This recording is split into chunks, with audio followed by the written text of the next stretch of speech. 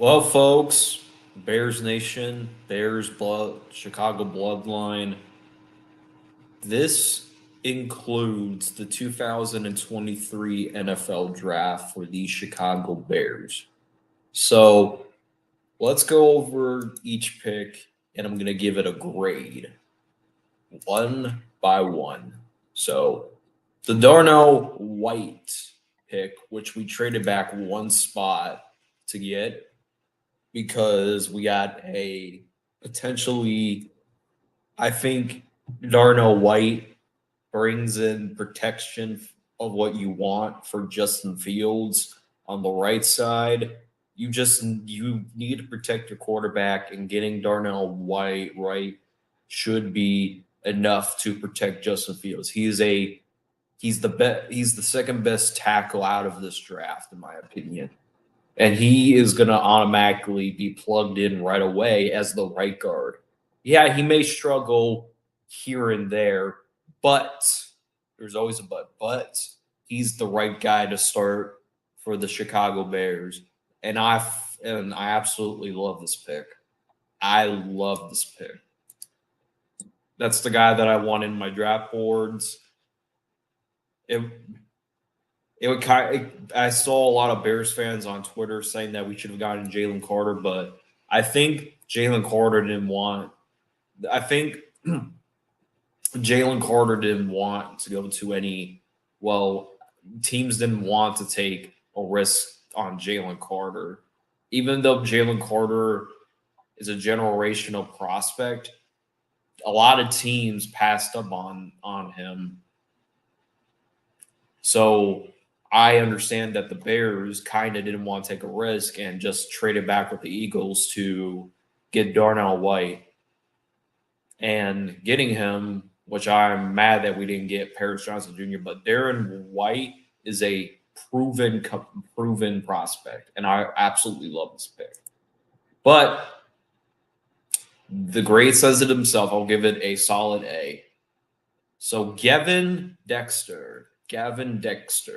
So he is likely going to be a starter for us from day. Not really. He's going to probably be a rotational piece. So I didn't know much about this guy, but looking at a few clips of him, I think he could be a solid fit for how this defense is going to appear, and that is the 3-4 technique, the one technique or the three technique pair with Justin Jones, who can stop the run. And the Bears' run defense was absolutely horrible last year. And adding him, they're drafting him helps out the trenches to be able to stop the run at that level.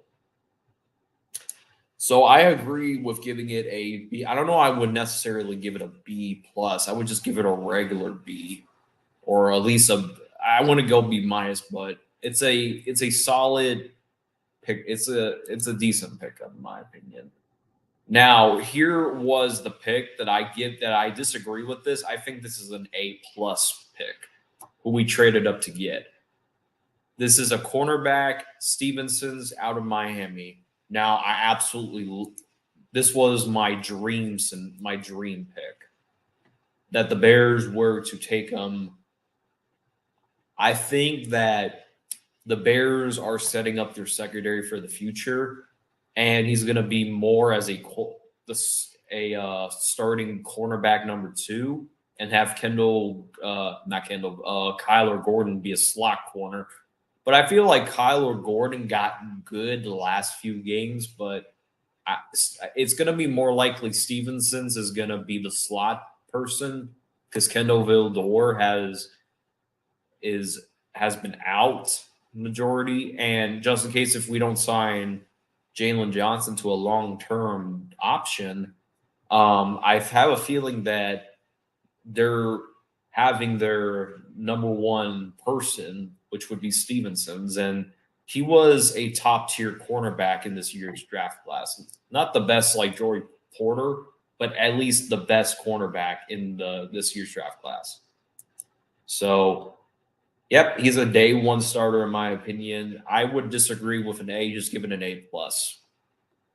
Now, this was kind of surprising towards me because I thought we were going to take a wide receiver at this pick or at least get an edge rusher, but instead we build up the trenches and getting Zach Pickens, South Carolina. Now, I do I I didn't like I was confused, but I understood it because they're building the henches for that defense that was horrible last year, the run defense. So if this pick makes sense, if you are a Chicago Bear fan, you are you should be looking at this pick and saying that they're possibly building a rotational thing to that their defense. And a grade B plus, I would give it a B minus. Now here is all right, next pick. So here is a shocker to some of you guys. We took a running back early, which I didn't think was necessary. I thought we were getting Chase Browns or Sean, whoever that running back out of Syracuse is. So people say that him and Bijan Robinson were the number one and number two punch last on the Texas Longhorns, but here's the thing. Bears add a middle. Looking at his highlights, I think he runs hard and possesses good balance power of, I don't even know, exclusiveness type of shit. So he's a backup. Yeah, I agree with him being a backup to the Khalil Herbert and Freeman, but I think he's going to be the third option. So I agree with giving this an A, but I think an A minus would have been fair. So here was a unexpected thing, and people say that we steal this guy away. Tyler Scott, who I did a video on later, you can go check that out later. It's in my previous video. So Tyler Scott, kind of unexpected. So Scott is an absolute speedster, and that he had a 4.32 in the 40-yard dash, who is a vertical threat for a quarterback, Justin Fields. Scott averaged 4.4 yards per touchdown catch in college. So that means he was a speedster after he catch the ball. So I'm thinking that he's going to be used as a third fucking person to catch the ball and then run to the end zone. So when Justin Fields has no one open and he needs to take the check down, he's going to trust Tyler Scott to break a few tackles. Hold on, let me address this comment right here. Hey, if anybody had an F plus in this draft class, it's you guys. Took a running back, really? That's a reach. Took a linebacker, didn't really need it. Took a tight end, took a fucking tight end, which was over that Michael guy. You took a quarterback, Hendon Hooker. I can't wait to see that shit. Bear down, absolutely. No one in the media is talking about Bears draft. Hey, since I'm the media, Don Burr, I'm technically the media. Falcons took a running back at what? You guys didn't need a fucking linebacker. You guys didn't. Don was making them picks. Exact. Oh, that could be a theory. Hey, Don Burr, why'd you guys take Hendon Hooker to be Goff's potential successor? But a backup, yeah, which is expected. I think this is a pretty solid fit, backup and special teamer. Yeah, I'll give it a B. I'll give it a B. Name Detroit's linebackers. I think you guys. Hold on, y'all making me do this research.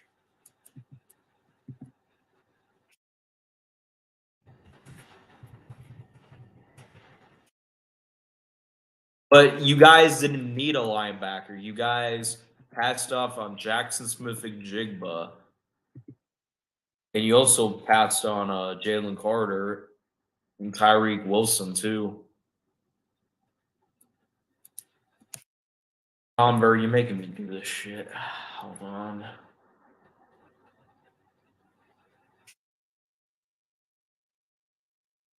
I mean,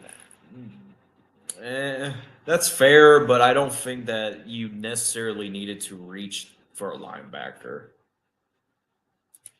that early.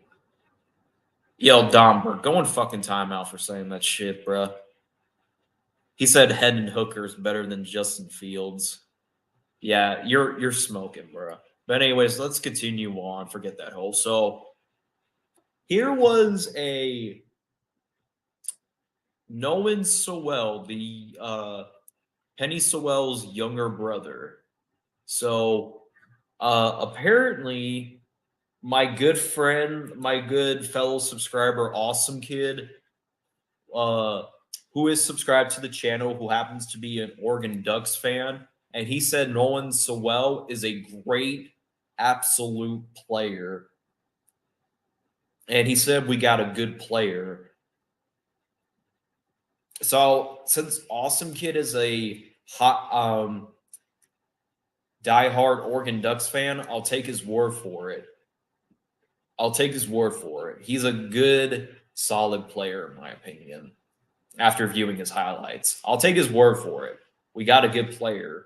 He's a reverse and core special teamer. Which I'll agree with the B grade.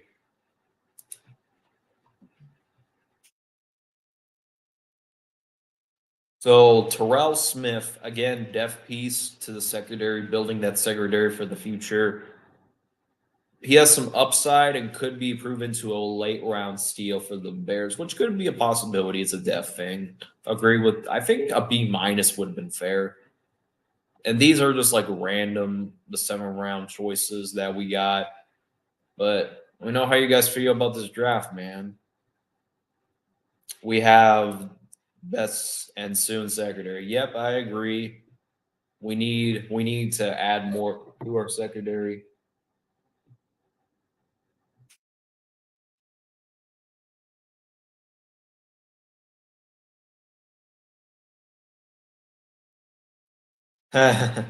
Domber literally come in here and said that Hendon Hooker is better than Justin Fields. I had to put him on timeout for that shit.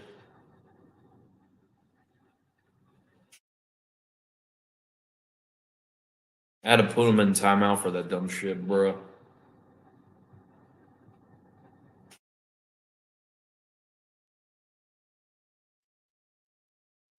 Yeah, this Iceberg Slim was fucking laughing at that dumb take. I'm like, dude, yeah, bro. I had to say that dumb shit. Had to say that fucking dumb shit in my chat. Hendon Hooker is better than Justin Fields.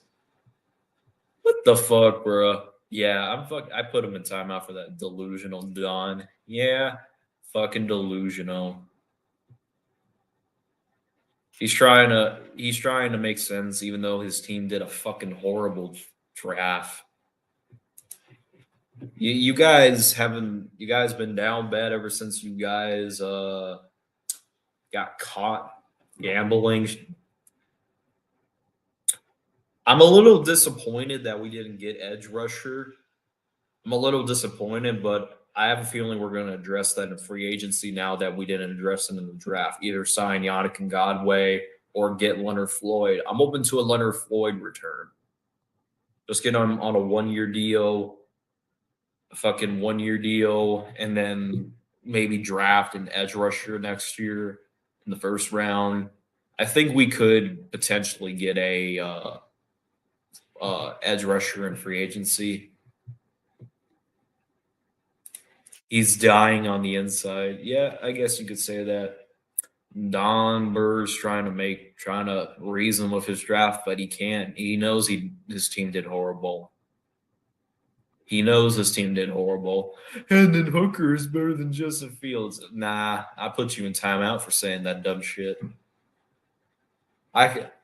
There's a lot of delusional that I will allow on here, but that type of delusional, nah, you should be shot for saying that.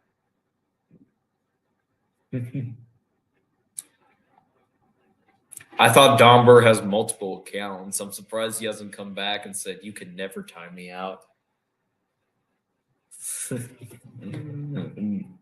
I thought I could never time him out.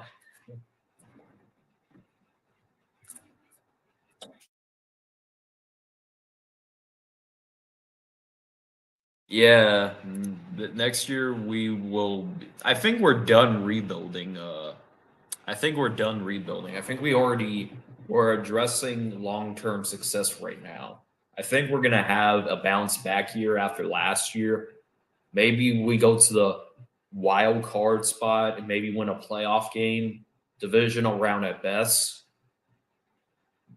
Divisional round at best. I'll be shocked if we get to an NFC title game, but I'm expecting wild card spot because we're built correctly to make a noise in the season. Like we have the talent. I'm looking at the talent on both sides of the ball, and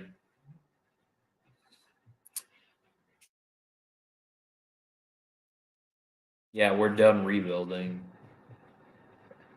I trust Ryan Poles is doing more than in his first 2 years than he did more in his 2 years than Ryan Pace did in eight. I don't know what year we hired Ryan Payson. Was it 2016 we hired Ryan Payson? But Ryan Poles done more in the two spans of uh, him being general manager.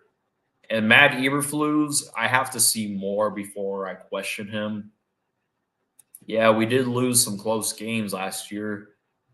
You could tell when Darnell Mooney went down, the offense kind of lost their sparks because the Bears offense had a game stretch where they were where their offense showed up. It was just their defense was horrible.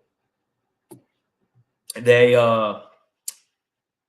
like the Cowboys game before we got absolutely blown out. It was a close competitive game. It was just the defense. Before we started making a comeback, they started scoring. Same with the Dolphins. We were in majority of that game. It was just even though the referees kind of screwed us over in the end, the Bears defense didn't look that good that game. Same with the Detroit Lions. The Bears could have had that game, but penalties and the defense killed it. And also Cairo Santos too missed an extra point. Also the Falcons game too. That was a close game as well. Bears were in close games last year. It was only except for the second Lions game. Except for the second Lions game. Majority of I mean, even though the Bears won 3 games last year, if you go look at majority of the Bears games last year, the Bears were in a lot of close games. I feel like if the Bears defense, like majority of those games were one-score games at some point in the game. King Pose. Defense let us down at the end of your. Yes, our defense was awful. Run defense was horrible. And after we traded Roquan and Robert Quinn, and we had like a bunch of guys go down, we had Eddie Jackson going down. Jalen Johnson also went down. Kyler Gordon missed a few games. Kendall Vildor also missed a few games. We had a backups among backups last year. That's why our defense was horrible last year because of trades and injuries. But ultimately, do you want to know what we got in the end? We got the first overall pick we traded, and we got a haul out of the Panthers from it. And we absolutely have the most. We had the most money, and we're having a good offseason despite what we had. Right now, the Bears have a possible Super Bowl team for the near future. I said low key possible Super Bowl team. And I can't wait for Justin. I want the Baltimore Ravens fan, known as CEO Top Dog, to listen to this. I want him to listen to this. The CEO Ravens fan that doubts on our team in the offseason, hates us. You better have my 200 because Justin's about to go off this year. Because he has a real receiving core now. He has a now an offensive line, a promising one. Now that we don't have Sam Mustipher, who was the worst center, and we have a right guard, Darnell White.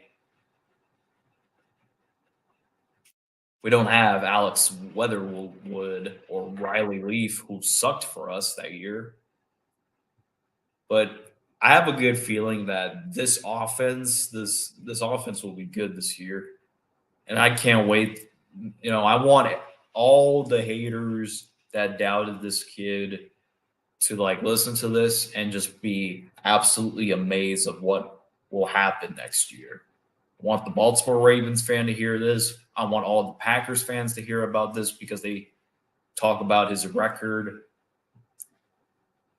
I want Vikings fans, Lions fans, even Don Burr, even though he's sitting in the corner in timeout. Want him to hear this. I believe in Justin Fields. It is time to acknowledge the process. You just got to trust the process in Ryan Poles. You got to trust the process in Matt Eberflus. You just got to trust the process. But anyways, I wanted to recap our draft class. I think we absolutely nailed it. But anyways, that's it. That's all. Hit the subscribe button if you are new. As always, thank you for watching.